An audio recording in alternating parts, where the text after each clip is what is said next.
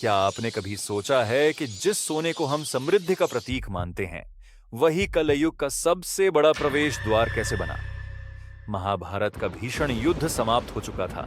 कृष्ण स्वधाम लौट चुके थे और पांडव हिमालय की बर्फ में विलीन हो रहे थे। लेकिन पीछे छूट गया था एक ऐसा अंधेरा जिसे आज हम और आप जी रहे हैं। एक राजा, एक श्राप और एक काला साया जो आज आपके बटुए, आपकी थाली और आपके विचारों पर कब्जा जमाए बैठा है। आज की कहानी उस पल की है जब राजा परीक्षित की एक गलती ने इस ब्रह्मांड के सबसे क्रूर युग कलयुग के लिए दरवाजा खोल दिया। तैयार हो जाइए, क्योंकि जिसे आप आज का मॉडर्न वर्ल्ड कहते हैं, वह असल में हजारों साल पहले लिखी गई एक तबाही की पटकथा है।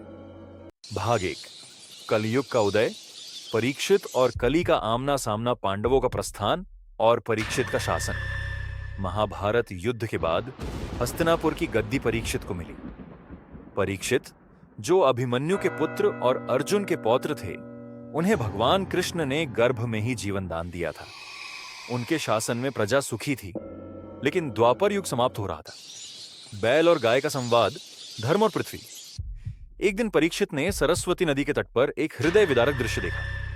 एक बैल, धर्म, जिसके 3 पैर टूटे हुए थे, वह केवल एक पैर, सत्य पर खड़ी दाजी था। उसके पास एक गाय, पृथ्वी, खड़ी थी, जो रो रही थी। एक काला डरावना व्यक्ति, कलयुग, उन्हें बेरहमी से मार रहा था। धर्म के 4 पैर, सतयुग में तप, शौच, शुद्धता, दया और सत्य। त्रेता में तप समाप्त हुआ। द्वापर में शौच समाप्त हुआ। कलयुग में केवल सत्य बचा है और कली उसे भी तोड़ ढाने की कोशिश कर रहा था। कली का आत्मसमर्पण और 5 स्थान। जब परीक्षित ने तलवार निकाली तो कलयुग उनके चरणों में गिर गया। परीक्षित ने उसे रहने के लिए 5 स्थान दिए, जहां अधर्म का वास हो। द्यूत, जुआ / सट्टा, जहां लोग बिना मेहनत के धन चाहते हैं। पान, मदिरा / नशा, जहां बुद्धि का नाश होता है। स्त्रियां, व्यभिचार, जहां रिश्तों की मर्यादा नहीं होती। सोना, हिंसा / वध, जहां निर्दोषों का रक्त बहता है। स्वर्ण, सोना, यह सबसे खतरनाक था। सोने का अर्थ यहां अन्याय से कमाया गया धन है। भाग 2, स्वर्ण का मुकुट और पतन की शुरुआत। परीक्षित के पास जरासंध का सोने का मुकुट था। जैसे ही उन्होंने उसे पहना, कली उनके मस्तिष्क में बैठ गया। उनकी मति भ्रष्ट हो गई।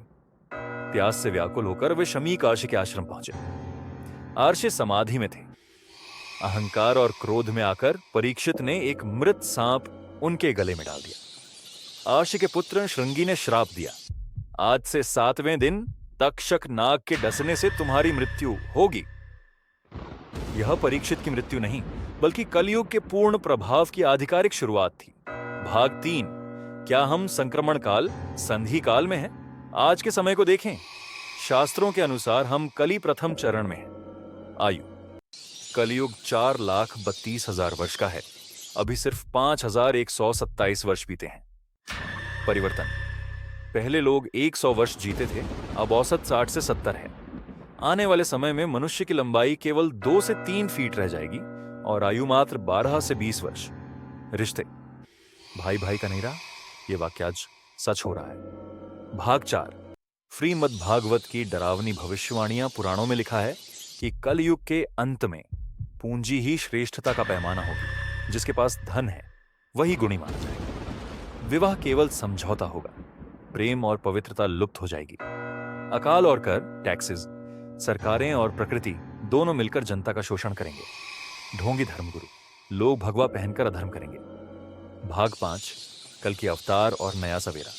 जब पाप का घड़ीसा सा भर जाएगा, तब संभल ग्राम में भगवान विष्णु का कल की अवतार होगा। वे देवदत्त नाम के सफेद घुड्डे पर आएंगे। उनका उद्देश्य विनाश नहीं, बल्कि सफाई, क्लेंजिंग होगा। उनके आने के बाद फिर से सतयुग की स्थापना होगी। निष्कर्ष और सीख, द फाइनल मैसेज। कलयुग भले ही बाहर अंधेरा फैला रहा हो, लेकिन इसका एक सकारात्मक पक्ष भी है। शास्त्रों में कहा गया है, कलयुग केवल नाम अधारा, सुमरि सुमरि नर उतर ही पारा।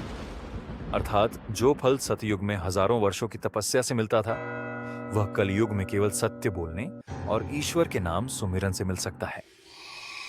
कलयुग बाहर नहीं, हमारे लालच में है। अगर आप अपने स्वर्ण, धन को शुद्ध रखते हैं और अनहकार को त्यागते हैं, तो आपके लिए आज भी सतयुग है।